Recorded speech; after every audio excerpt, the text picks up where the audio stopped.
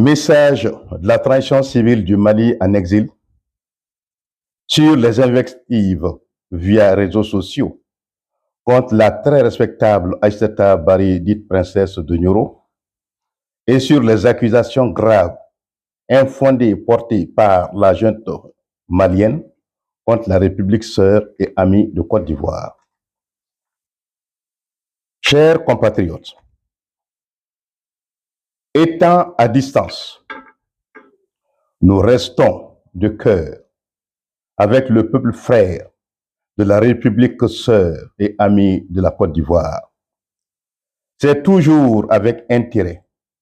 plaisir et fierté que nous suivons l'actualité de ce pays hospitalier que nul ne saurait oublier une fois avoir foulé son sol. Nous adressons nos vives et chaleureuses félicitations à son Excellence, Président Alassane Dramane Ouattara, affectueusement appelé Adou, pour sa brillante élection 4 fois de suite à la magistrature suprême de son pays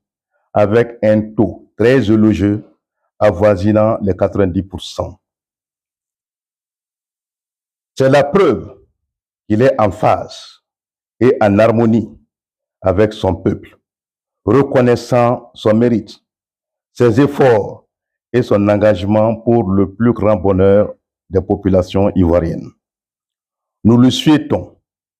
le courage, la force et la santé nécessaires lui permettant de porter encore et toujours plus haut la République de la Côte d'Ivoire, dont le rayonnement dans le concert des nations est déjà très apprécié et appréciable. Chers compatriotes, la gravité de la situation de notre pays, au bord de l'effondrement, commande de vous livrer ce message d'appel, message adressé à tous afin de se mobiliser pour sauver la patrie commune, pour éviter le pire.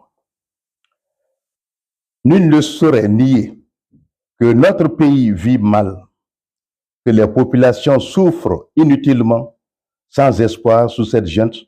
depuis plus de 5 ans, dans un climat de pauvreté et de misère générale sans précédent. Ce naufrage collectif, loin d'être une fatalité, est la conséquence du libre arbitre au service du mal, la conséquence des dérives de putschistes sans vision, ni souci de l'intérêt général, qui ont choisi de remettre en cause la constitution du pays et les lois de la République, dans le seul dessein d'éviter le retour à l'ordre constitutionnel et dans le triste dessein de nous amener à la dictature dont la page est définitivement tournée depuis 1991 à la faveur de l'insurrection générale contre la dictature militaire et le parti unique de droit institué. Avec la méconnaissance de tous les acquis de cette révolution populaire et patriotique, c'est la démocratie, les valeurs républicaines et la forme républicaine de l'État, entre autres, qui sont remis en cause par une junte qui a pris la résolution de confisquer illégalement le pouvoir politique en tournant contre le peuple les armes destinées à servir les seuls intérêts de celui-ci et de la République. La démocratie est prise en otage. Le pays coupé de ses voisins et partenaires traditionnels, perdu et isolé dans le concert des nations et gouverné par la terreur dans un contexte de négation systématique des libertés et droits fondamentaux, de persécution et de répression sauvage de toutes les voix dissonantes et des opposants, avec la complicité de quelques magistrats ayant vendu leur âme, leur dignité et leur honneur, en l'occurrence des premiers responsables de nos plus hautes institutions judiciaires ayant choisi de servir la cause du diable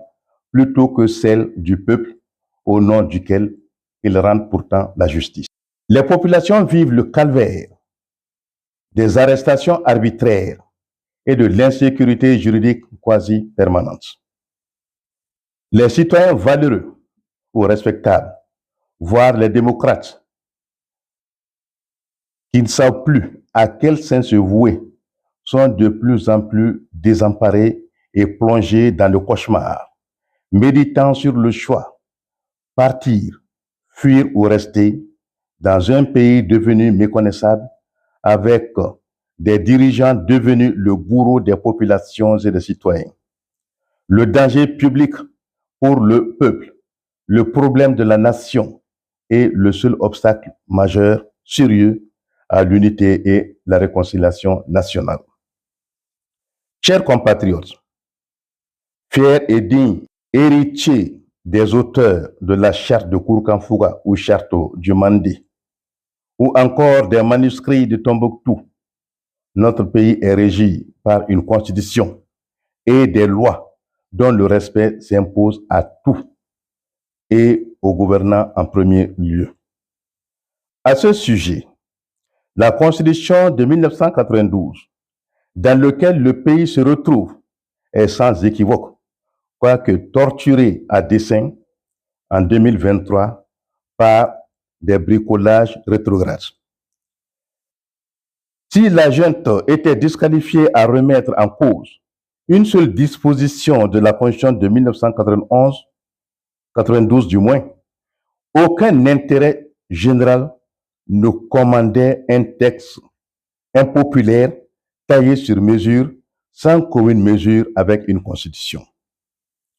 Les principes démocratiques et la forme républicaine de l'État constituant le fondement du Mali, le pluralisme politique qui ne peut faire l'objet de révision constitue le moteur de notre démocratie. Les élections libres, transparentes et inclusives étant le seul mode d'accès au pouvoir. Le putsch et le coup d'État étant des crimes imprescriptibles contre le peuple malien. C'est la Constitution qui le dit. Sans autre forme, les putschistes du Mali se prenaient pour, sur terrain conquis, face à des sujets, ont poussé le mépris et l'insolence envers notre peuple par la prise d'actes arbitraires pour dissoudre tous les partis politiques. S'agissant de la forme républicaine de l'État, elle ne peut être remise en cause pour quelque raison ou par quelque gouvernant. Elle donne le droit à la désobéissance civile au peuple afin de la rétablir en toutes circonstances chaque fois qu'elle est en voie d'être remise en cause ou susceptible de l'être par quelque gouvernant. Le putschiste Assimi Goïta, installé dans la violence, la barbarie et la brutalité d'État, n'a pas hésité à violer cette disposition essentielle en s'accordant un mandat illimité avec titre et qualité de président de la République du Mali en dehors de toute élection. Le peuple et les citoyens étant tenus de défendre en tout lieu et en toutes circonstances la Constitution et la forme républicaine de l'État,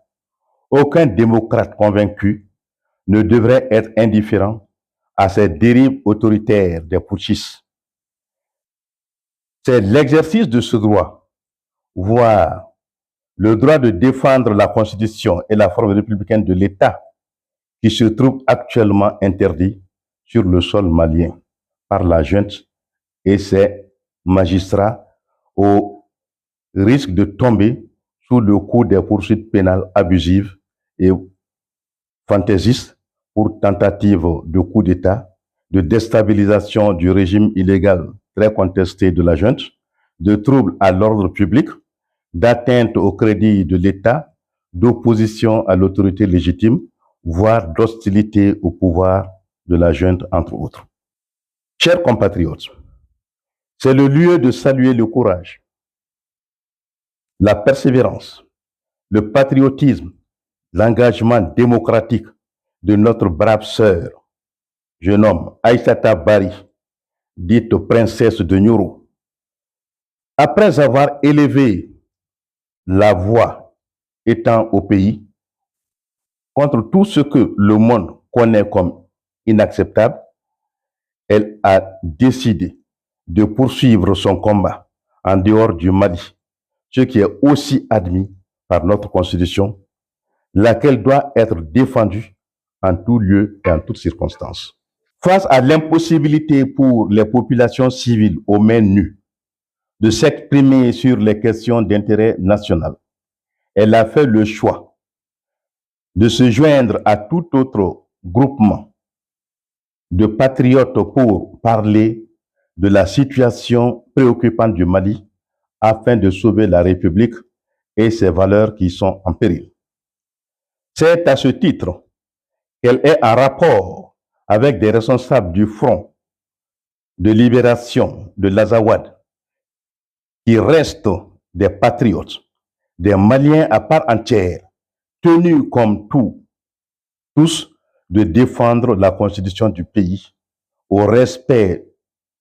de laquelle, d'ailleurs, Assimi Goïta a solennellement souscrit avant de violer son serment et tous ses engagements. C'est de la méchanceté gratuite et de l'ignorance de la part de ces idiots opportunistes, prétendus défendeurs ou soutiens de la jeune criminelle, que de vouloir s'en prendre à cette citoyenne consciente de ses devoirs et responsabilités pour le courage de ses convictions républicaines. Comme seul greffe, la junte et ses énergumènes lui reprochent d'être perçue sur des photos, assises à la même table que des responsables du Front de libération de l'Azawad, comme si cela était une interdiction ou comme si ces hauts responsables, dignes représentants de leur communauté, étaient des étrangers exclus du droit de participer à la recherche de solutions tendant à libérer le Mali de l'otage et du complot de la junte contre la République, dont les conséquences sont durement ressenties par l'ensemble des populations du nord au sud, sans qu'aucune composante n'en soit épargnée. Il devrait se détromper ces énergumènes comme étant encore trop faibles pour faire dévier Princesse de Nyoro de son combat et de sa trajectoire. Bien au contraire, ne pouvant réussir là où leurs mentors ont lamentablement échoué, ils ne font que lui donner plus de force et l'aguerrir dans son combat pour la défense des justes, nobles et légitimes causes. Depuis 2023, Princesse de Nyoro mène ce combat au sein de l'appel du 20 février pour sauver le Mali, lequel mouvement patriotique figure parmi les fondateurs de l'Alliance du 31 mars 2024 pour le retour du Mali à l'ordre constitutionnel par une nouvelle transition plus consensuelle et professionnelle, autre que celle de la junte ayant montré ses limites. Les tenants de la junte, commanditaires de ces attaques gratuites et rabaissantes pour leur auteur, devraient édifier l'opinion publique sur le sens de cette pire, voire monstrueuse forme d'intolérance qu'ils encouragent via les réseaux sociaux contre une citoyenne pour avoir rappelé le respect de la légalité constitutionnelle et des droits fondamentaux par tout dirigeant, en l'occurrence le chef de la junte. Jugeant d'un non-événement toutes ces agitations, Princesse de Nyoro a encore pris le dessus en choisissant de ne pas perdre du temps à répondre aux invectives qui n'ont de sens que pour leur auteur sans discernement, qui ont choisi de défendre le pouvoir illégal d'une jeune de putschistes criminels obsédés par le pouvoir politique, lesquels ne sont que des ennemis de la nation et du peuple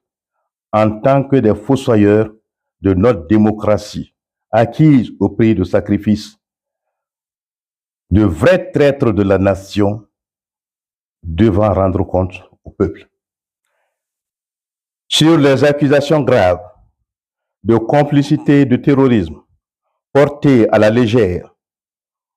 aux respectables autorités du pays frère et ami, la République de Côte d'Ivoire. Chers compatriotes, la junte naïve reste encore dans des hostilités envers les dirigeants de ce pays. Elle traîne encore à apprendre de ces gaucheries, se croyant naïvement être prise au sérieux pour pouvoir créer la discorde entre les responsables du Front de libération de l'Azawad et les autorités de la République sœur de Côte d'Ivoire, ainsi que de créer des ennuis à la princesse de Nyoro dans le dit pays frère et ami. Toujours dans l'émotion, la manipulation et la fuite en avant, cette junte vient de ravir la vedette en immaturité tout en brillant par sa crédulité et son manque de préparation pour gouverner un pays respectable tel le Mali. Se basant sur de simples images prises lors d'une rencontre tenue, on ne sait où, la junte et ses affidés, tous idiots, tombent dans des accusations à la légère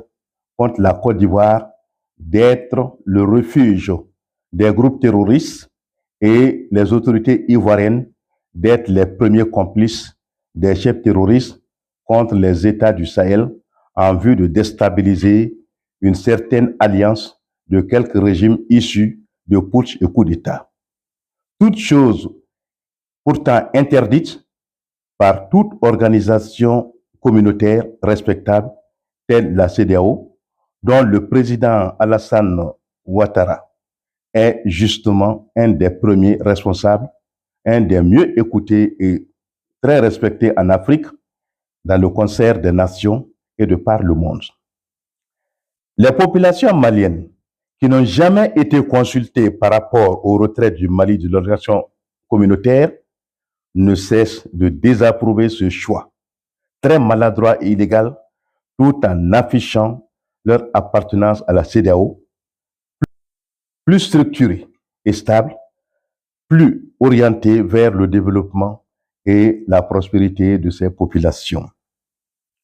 L'on sait que le très respectable président, bien avisé de ce pays accueillant, reconnu pour son hospitalité légendaire, a toujours été dans le collimateur des tenants de la junte ingrate et non reconnaissante qui lui voue des inimitiés, des hostilités monstrueuses pour avoir rappelé le respect du délai convenu pour la transition au Mali, sous l'égide de la communauté internationale représentée par la CEDEAO. L'on se souvient encore de cette arrestation arbitraire des 49 soldats ivoiriens envoyés en mission de sécurisation au Mali, sous le prétexte de mercenaires en mission aux fins de déstabilisation du régime putschiste de Bamako, illégalement accroché au pouvoir politique. Cette brutalité insolente et offensante au mépris de la tradition de fraternité et de bon voisinage entre les deux pays a été froidement perpétrée en violation du droit international et des règles de courtoisie diplomatique. Son objectif n'était autre que de créer des ennuis au président de la République, Alassane Ouattara, et le mettre en difficulté dans son pays au point de pousser les Ivoiriens à la révolte contre son pouvoir démocratique. Fort heureusement que ce pays bien avisé a su faire preuve de retenue, de pondération et de sagesse, permettant ainsi d'éviter les escalades, voire le pire. La sortie incendiaire, indignant de l'officier à la retraite, devenu un inconditionnel de la junte pour avoir été nommé président de la commission de défense de l'organe législatif inconstitutionnel des putschistes. Je veux parler du Conseil national de transition contre son Excellence le président Alassane Ouattara, dont le pays abrite la plus forte colonie malienne avec toutes les commodités, sans différence avec ses propres enfants. L'impertinent officier à la retraite n'a pas manqué de tenir publiquement à travers les médias que le régime des putschistes entend mettre à exécution son projet criminel tendant à éliminer physiquement une bonne fois le président Alassane Dramane Ouattara pour être l'obstacle majeur à leur ambition politique, du reste manifestement contraire à la constitution du Mali et aux principes de l'organisation commune sous-régionale qu'est la CEDEAO nommée. Le président Patrice Talon du Bénin et le président Tebboune d'Algérie, pris nommément à partie, ont aussi eu leur compte. Jetant ses dévolus sur ses premières personnalités de pays frères et amis, le Gouja a poussé la vulgarité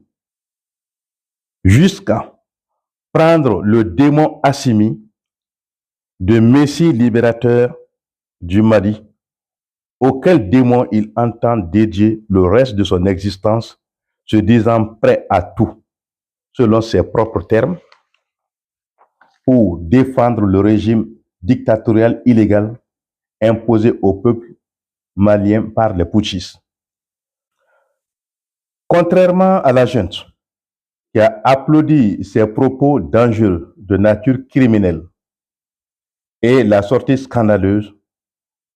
c'est la transition civile en exil qui les a publiquement fustigés avec fermeté et sans réserve, exigeant que les putschistes du Mali donnent des raisons de cette démarche tendant à transporter la violence, voire le terrorisme d'État comme une valeur.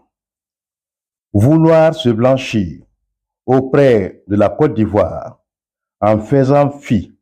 de toutes ces désobligeances passées en si peu de temps est la preuve que les tenants malveillants et imprudents de cette junte belliqueuse installée dans le crime ont la mémoire courte, au même titre que leurs conseillers et idéologues, comme tous en manque de discernement et en crise de personnalité. En l'état actuel des choses, c'est nous qui devrions nous réjouir, puisque détenant tous les arguments solides et des preuves irréfutables pour faire rejeter les tenants de la junte criminelle et leurs partisans et soutiens, tant par le peuple frère de Côte d'Ivoire que par les autorités respectables de ce pays. Cette haute accusation contre les autorités de la Côte d'Ivoire, faisant passer celle-ci pour être le refuge des terroristes et en lien avec des groupes terroristes, tiré du seul motif que Princesse de Nyoro aurait été perçue en image sur une photo autour d'une rencontre des responsables du Front de libération nationale qui serait tenue quelque part à Abidjan, est suffisamment grave. Les responsables de FLA n'ont pas tardé à réagir que le pouvoir de Bamako n'avait pas la capacité d'empêcher leur réunion tenue sur le territoire azawadien, donc bel et bien au Mali. Le recoupement des éléments ont permis d'établir qu'une telle prétendue rencontre totalement ignorée des autorités ivoiriennes n'a jamais été tenu sur leur sol. Quant aux autorités ivoiriennes, toujours soucieuses du maintien des relations séculaires, de bon voisinage entre les deux pays frères, ont répliqué de façon élégante en les ridiculisant au même titre que les responsables de leurs services de renseignement. En tout cas, le drapeau présenté au fond de l'image était tout, sauf celui de la Côte d'Ivoire, lequel est très identifiable par ses couleurs et sa présentation. Un autre pays aurait exigé de la junte malienne irresponsable et belliqueuse de rapporter la preuve des accusations par rapport au lieu, la date, les circonstances de la dite prétendue réunion ou rencontre. Au demeurant,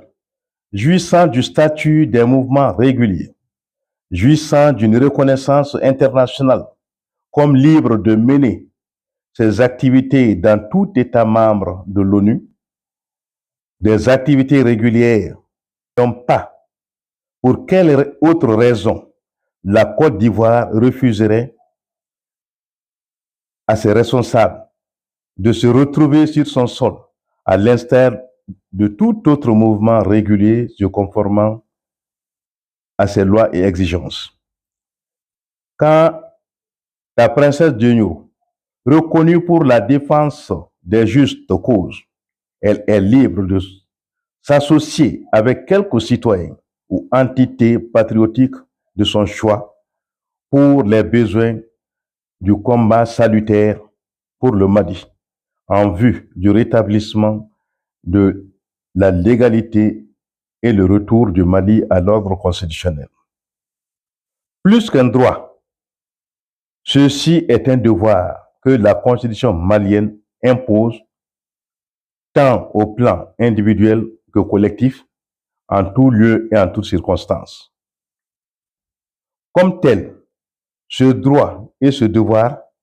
peuvent bien être exercés en dehors de nos frontières, et même loin. Par rapport au terrorisme et aux groupes terroristes, les mentalités des défenseurs des droits de l'homme semblent avoir évolué par rapport aux agissements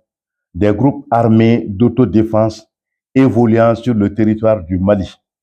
de plus en plus perçus comme en état de légitime défense d'eux-mêmes ainsi que des populations civiles innocentes de leurs zones respectives. Quant aux Nations Unies, elle n'est pas non plus dans cette logique ou dynamique de répression systématique et aveugle des populations du nord et du centre du Mali par la junte et ses mercenaires sous le prétexte de lutte contre le terrorisme, concept devenu le fourre-tout pour la junte et ses mercenaires, tous des sanguinaires impitoyables fascinés par les gémissements, les cris, les lamentations des innocents sous leurs balles.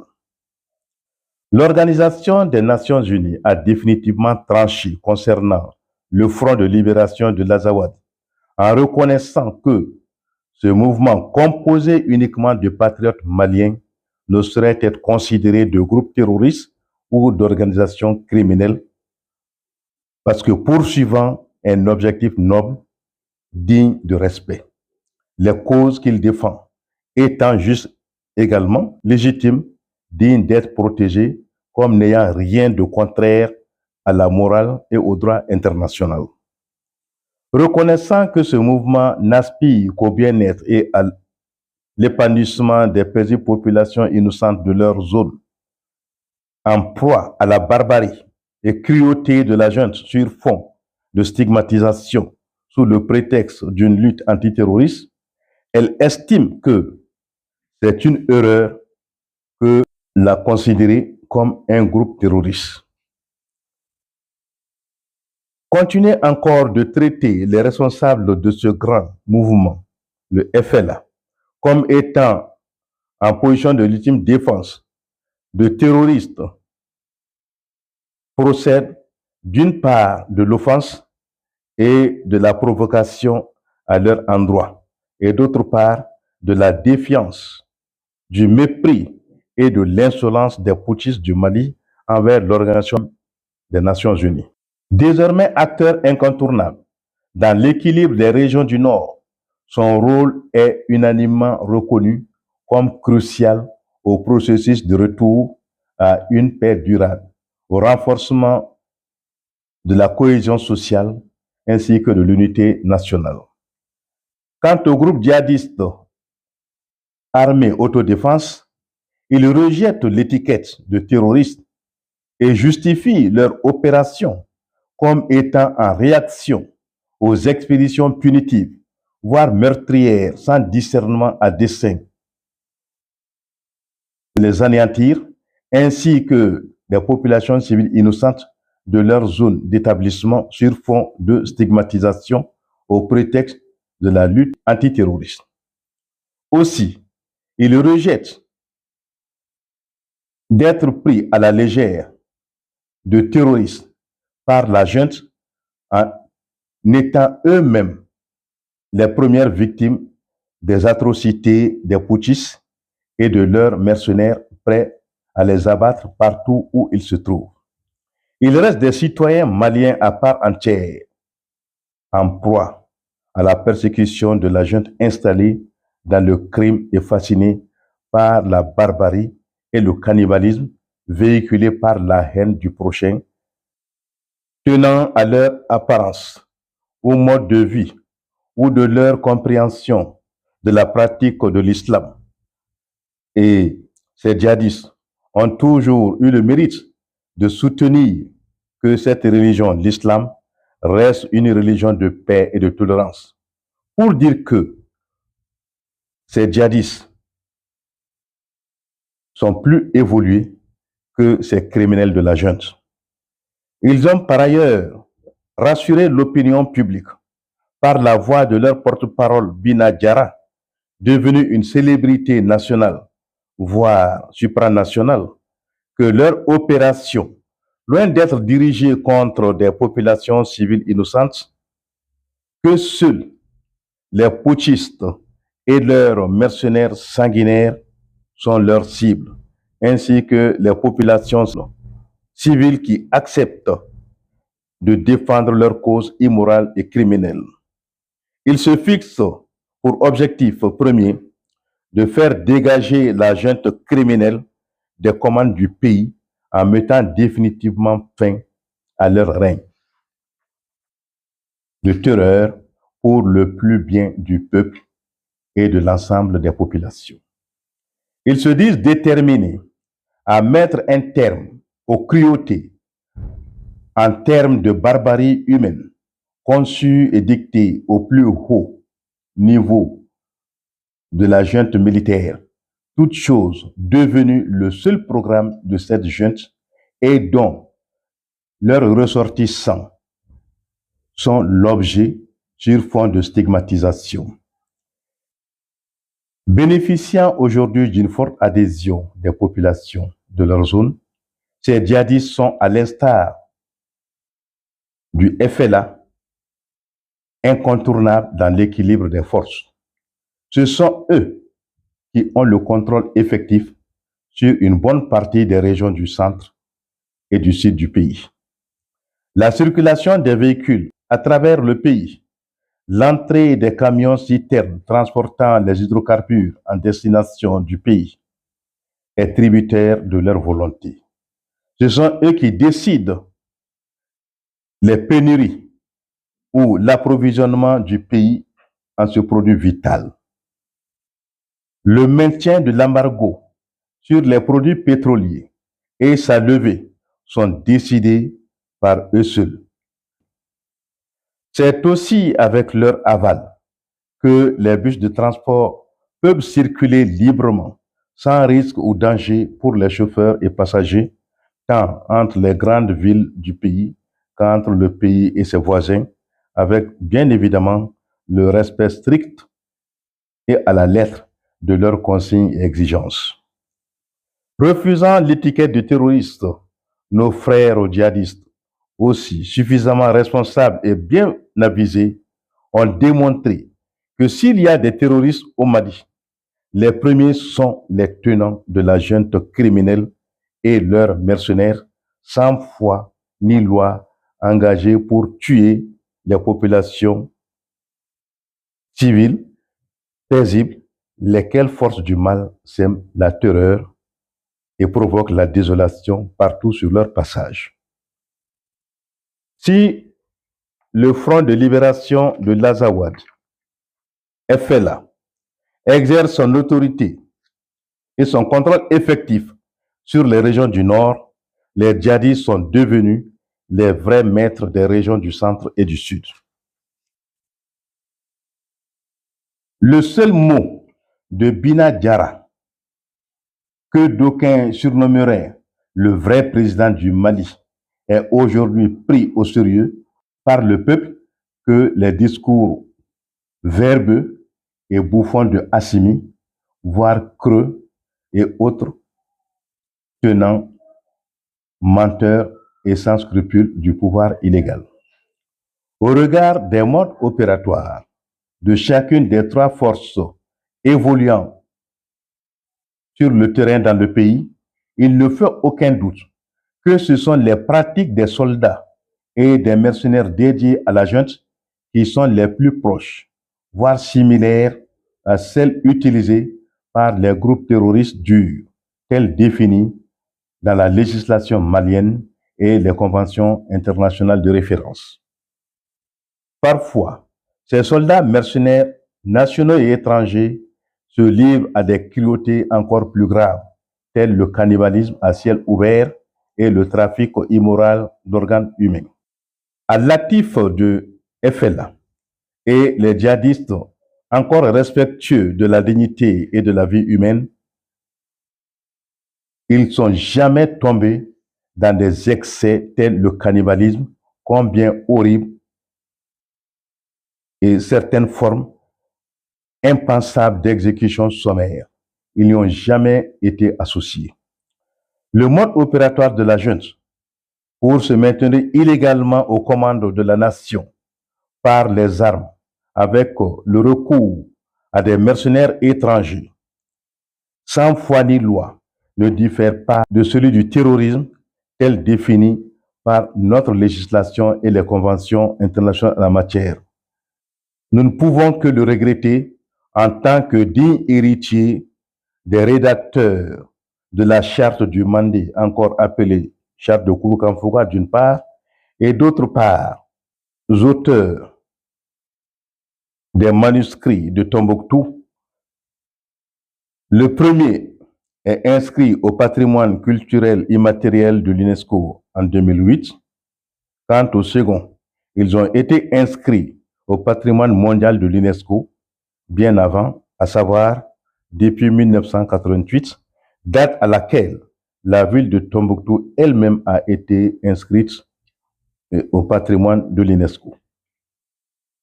En tout état de cause, nous nous réjouissons que le FLA, notre partenaire, soit reconnu à l'échelle internationale comme un mouvement patriotique régulier, sans lien avec le terrorisme ou quelque organisation criminelle, comme défendant une cause juste, noble et légitime, à savoir la défense de l'intégrité des populations civiles innocentes de leur région en proie à des exactions et cruautés, à la limite du génocide de la part de la junte et de ses mercenaires nationaux et étrangers sans foi ni loi. Chers compatriotes, la crise que nous vivons aujourd'hui en termes de crise sécuritaire, de crise énergétique devenue endémique, la pénurie injustifiée en carburant, consécutive à l'incapacité des dirigeants d'assurer l'approvisionnement régulier du pays en produits pétroliers, la démission de la junte dans l'accomplissement de sa mission régalienne, entre autres, présage une crise plus profonde et complexe à résoudre, voire une crise humanitaire et existentielle. Invitant de façon intempestive les populations à la résilience, tout en extrapolant le sens de ce concept, les tenants de la junte et autres officiers ont choisi d'abandonner le terrain au profit des hautes fonctions civiles de l'administration. Le chef des putschistes, invitant les populations aux mains nues à braver les assauts des groupes armés opposés à leur pouvoir. C'est une honte nationale que de voir un officier en armes fuir les assauts des mouvements armés opposés à son pouvoir et demander aux populations civiles aux mains nues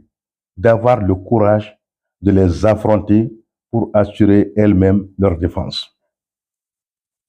Outre les revers et les fuites devant l'ennemi sur le terrain,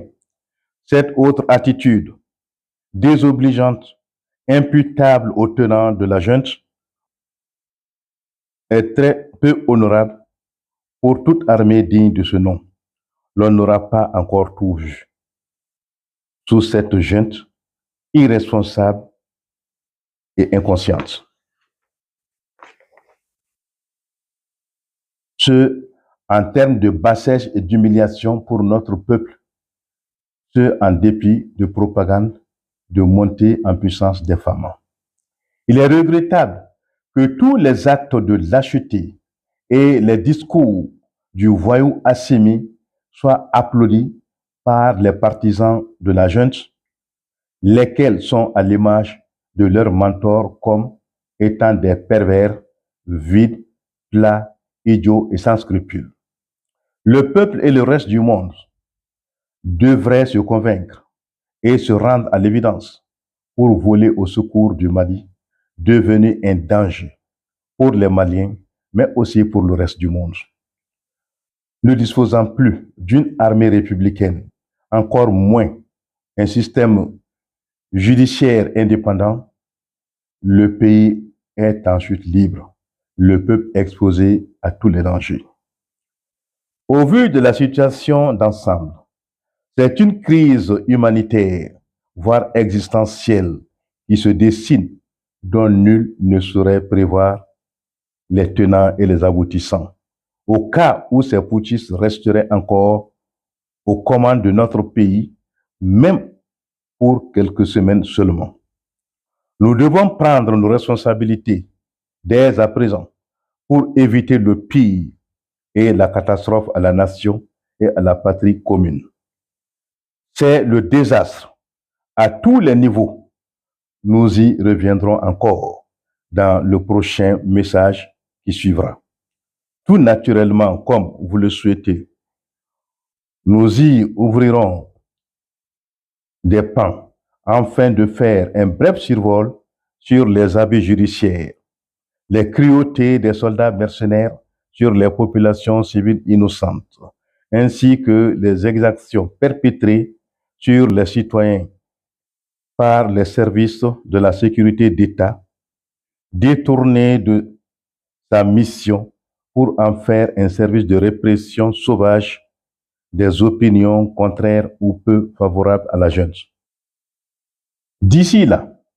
étant en partenariat avec le FLA, nous nous félicitons de l'excellence des relations avec le pays frère et ami de la Côte d'Ivoire. Le FLA et la tradition civile du Mali en exil étant toutes deux reconnues comme en phase avec la constitution du Mali et comme poursuivant un objectif digne d'être soutenu et défendu, à savoir le retour à l'ordre constitutionnel auquel le peuple du Mali aspire pour le plus grand bien de tous. C'est en connaissance de cause si la Côte d'Ivoire, que nous aimons tous, comme terre d'accueil et d'hospitalité, abrite la plus forte colonie de la diaspora malienne, soit aussi devenue, par la force des choses, un passage obligé et une destination sûre pour les enfants valeureux et les dignes et digne du pays, voir tous les opposants maliens en proie à la persécution par le régime dictatorial, illégal et sanguinaire des putschistes du Mali, installés dans la brutalité et la violence d'État comme mode de gouvernance, avec la complicité des premiers responsables de l'institution judiciaire qui ne sert plus de rempart pour le citoyen contre l'arbitraire du pouvoir. Exprimant notre reconnaissance aux plus hautes et très respectables autorités de la Côte d'Ivoire, en premier lieu le président, Excellence Alassane Dramane Ouattara, ainsi qu'au grand peuple hospitalier et accueillant de la vaillante République de Côte d'Ivoire, nous réaffirmons notre engagement à respecter les valeurs du pays hôte, la République de Côte d'Ivoire, de nous conformer à sa constitution et à ses lois en vue de faire aboutir nos démarches dans l'intérêt de notre pays, de ses voisins et amis. Je vous remercie.